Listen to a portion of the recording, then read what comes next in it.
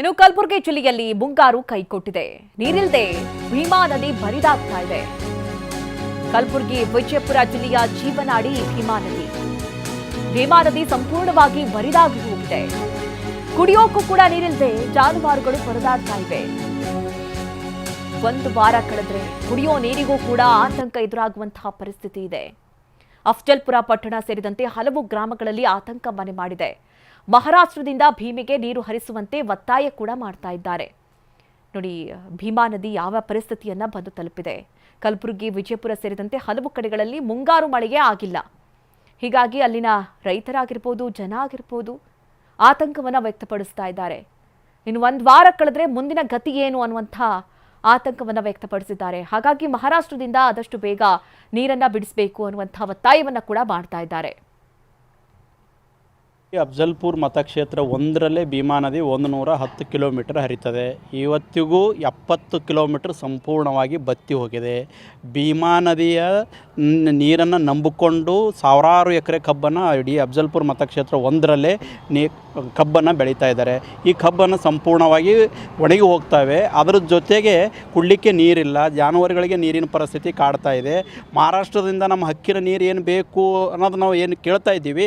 ಇಲ್ಲಿ ತನಕ ನಮ್ಮ ಸರ್ಕಾರ ಗಂಭೀರವಾಗಿ ಮಹಾರಾಷ್ಟ್ರ ಸರ್ಕಾರಕ್ಕೆ ನೀರು ಕೇಳ್ತಾ ಇಲ್ಲ.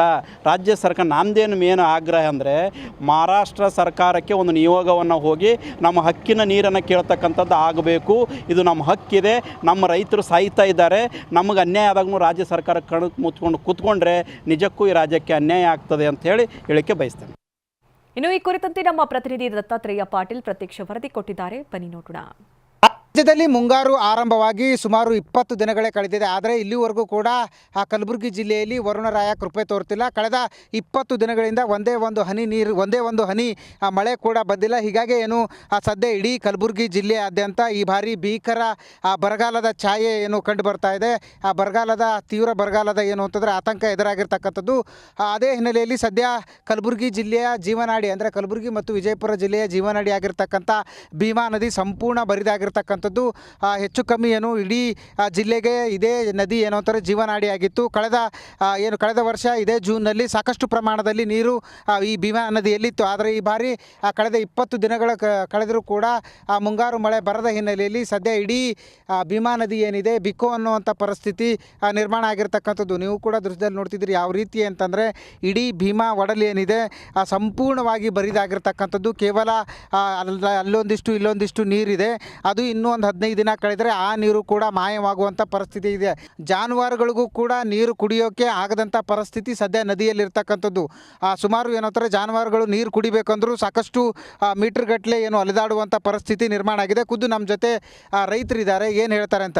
ಈಗ ಅಜಯ್, ಈ ವರ್ಷ ಏನು ಮಳಿನೇ ಬಂದಿಲ್ಲ, ಭೀಮಾ ನದಿ ಪೂರಾ ಖಾಲಿ ಆಗಿಬಿಟ್ಟದ. ಎಷ್ಟು ತ್ರಾಸಾಗ್ಯದ ನಿಮಗೆ? ಏನೂ ಇಲ್ಲ ರೀ, ನೀರಿನಲ್ಲಿ ಏನಿಲ್ಲ. ಭೀಮಾ ನದಿ ಖಾಲಿ ಆಗ್ಯದ ರೀ. ಅಡವಿಯಲ್ಲಿ ಏನೂ ಇಲ್ಲ ರೀ, ಒಣಗಿ ಸ್ವಚ್ಛ ಅದಾವ ರೀ. ಭೀಮಾ ನದಿಯಲ್ಲಿ ಊರನ್ನ ನೀರು ಬಂದು ಗಟ್ಟರದಾಗ ಬಿದ್ದು ನೀರೇ ಇಟ್ಟು ದನ ಕರ ಕುಡ್ಲಿಕ್ಕೆ ರೀ. ಎಲ್ಲಿ ನೀರಿನ ಅಸ್ತವ್ಯಸ್ತ ರೈತಿಗೆ ಭಾಳ ತ್ರಾಸದ, ಭಾಳ ಅಸ್ತವ್ಯಸ್ತದ ರೀ. ಏನಿಲ್ಲ, ತೊಂದರೆ ಇಲ್ಲ ರೀ, ಭಾಳ ತೊಂದರೆ ಅದ ರೀ. ದಿನ ನೀರು ನಿಮ್ಮ ದನಗಳಿಗೆ ನೀರು ಕುಡಿಸ್ಬೇಕಂದ್ರೆ ಭಾಳ ತ್ರಾಸ ಮಾಡ್ಲಿಕ್ಕೆ? ಹಾಂ, ತ್ರಾಸ ಅದ ರೀ. ನೀರಿನ ದನಗೋದು ಎಲ್ಲ ಮನುಷ್ಯರಿಗೂ ತ್ರಾಸೇ ಅದ ರೀ ನೀರಿಂದು. ಹಂಗೆ ಏನು ನೀರು ಅಮ್ಮಚಮ್ಮನೆ ಇಲ್ಲ ರೀ. ಹೊಳೆಯಲ್ಲಿ ಇಲ್ಲ, ಊರ ಬೋರ್ಗಳು ಒಣಗ್ಯಾವ, ಅಡವಿನ ಬೋರ್ ಒಣಗ್ಯಾವ ರೀ. ಹೊಳಿ ಒಣಗ್ಯದ, ಇದ್ದಿದ್ದು ಹತ್ತಿ ಕಬ್ಬಿನ ಪೀಕೆಲ್ಲ ಒಣಗಿ ಹೋಗ್ಯದ ರೀ. ಸ್ವಲ್ಪ ಈಗ ಅಲ್ಲೊಂದಿಷ್ಟು ಇಲ್ಲೊಂದಿಷ್ಟು ನೀರು ಕಾಣ್ಲಕತ್ತದ. ಇನ್ನೊಂದಿಷ್ಟು ದಿನ ಮಳೆ ಬರಲಿಲ್ಲ, ಅದನ್ನು ಬರಲ್ಲ. ಮುಂದೆ ಏನು ಮಾಡ್ತೀರಿ? ಒಣಗ್ಯದ ರೀ, ಒಣಗ್ಯಾವ್ರಿ. ಒಟ್ಟು ಒಣಗಿ ಹೋಗ್ಯಾವ್ರಿ. ಏನೇ ಇಲ್ಲ ರೀ, ಕಬ್ಬಿನಲ್ಲಿ ಏನೇನೂ ಇಲ್ಲ ರೀ. ದನಗಳಿಗೆ ಇನ್ನೂ ತಿಲ್ಲಾರ್ದಂಗೆ ಆಗ್ಯಾವ ಹೋಗ್ಯಾವ್ರಿ. ಆ ನಮ್ಮನ್ನ ಅಸ್ತವ್ಯಸ್ತದ ನೋಡಿರಿ. ಅಲ್ಲ, ನದಿಗೆ ಒಂದು ಬಗ್ಸಿ ನೀರು ಹುಡುಕಾಡೋ ಪರಿಸ್ಥಿತಿ ಇಲ್ಲ ರೀ. ನದಿಗೆ ಒಟ್ಟು ಇಲ್ಲೇ ಅಲ್ಲ ರೀ. ಇಲ್ಲೇ ನದಿಯೊಳಗೆ ನೀವು ತೊಗೊಂಡು ಹೋಗ್ತಿರಲ್ಲ, ಏನಾದ್ರಿ ಏನೇ ಇಲ್ಲ ರೀ. ಪೂರಾ ಭಯಾನ ಅದ ರೀ. ಏನೇನೇನು ಇಲ್ಲ ರೀ, ಭಾಳ ರೈತಿಗೆ ಹೈರಾಣ ಅದ ರೀ, ದನ ಕರಿಗೆ ಹೈರಾಣ ಅದ ರೀ. ಇವಿಷ್ಟು ಏನು ರೈತರ ಮಾತುಗಳು. ಕ್ಯಾಮ್ರಾ ಪರ್ಸನ್ ವಿಜಯ್ ಜೊತೆ ದತ್ತಾತ್ರೇಯ ಪಾಟೀಲ್, TV9 ಕಲಬುರಗಿ.